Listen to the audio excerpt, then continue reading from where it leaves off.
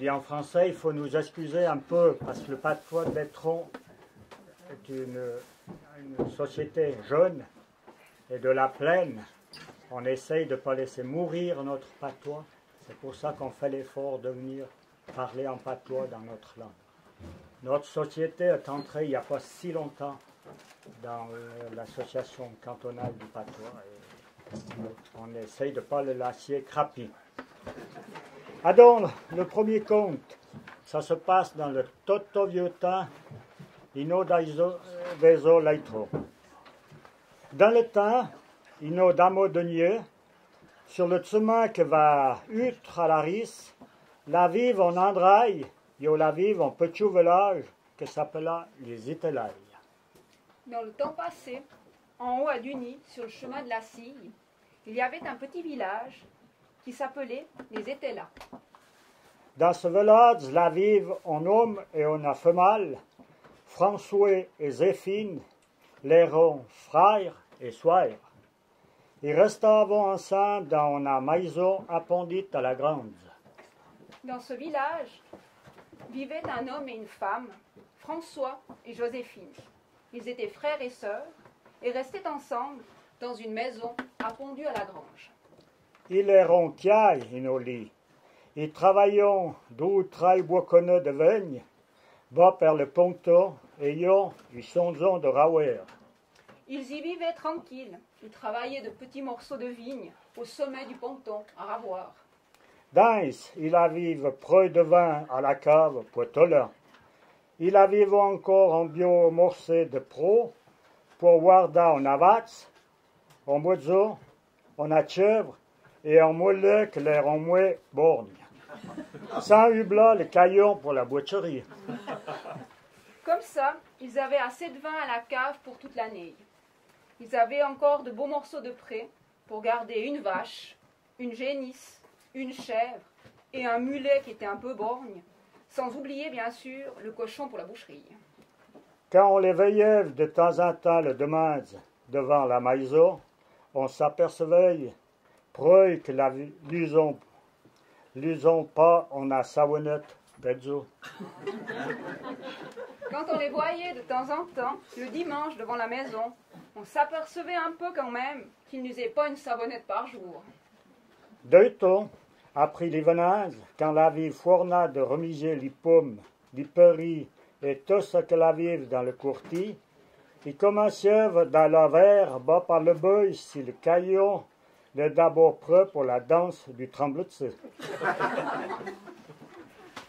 L'automne, après les vendanges, quand ils avaient fini de remiser les pommes, les poires et tout ce qu'il y avait dans le jardin, ils commençaient à aller voir à l'écurie si le cochon était prêt pour la danse de la table de la boucherie.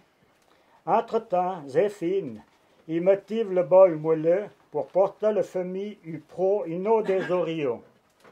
On le veillait du coup moida ino par le vaillot, d'un amant il tenait la bride du moulet et de l'autre le tsapelet.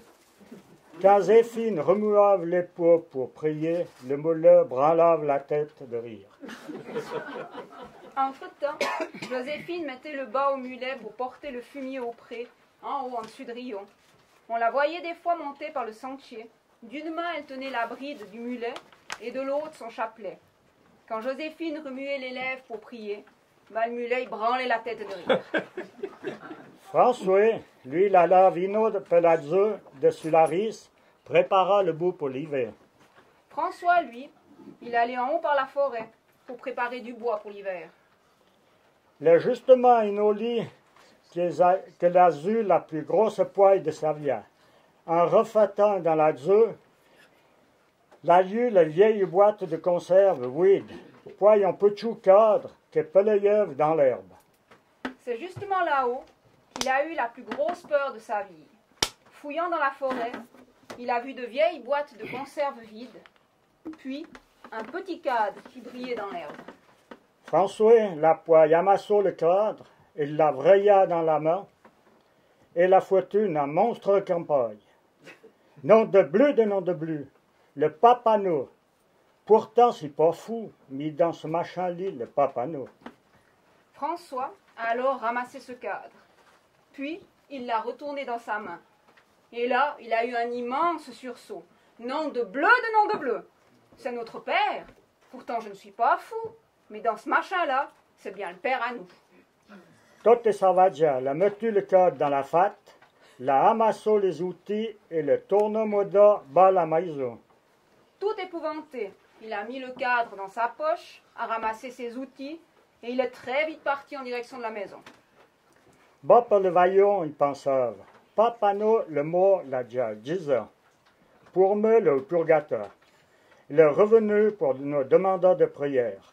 Annie voyait alors bas vers l'Ancora et le bail pour une amuse. Sur le chemin du retour, il pensa, notre père est mort il y a 10 ans déjà. Pour moi, il est au purgatoire et il est revenu pour nous demander des prières. Ce soir, je vais aller voir le curé pour une messe. Dès cette jolie, François a commencé à tabayer. Et il a tendu et Sarvadja,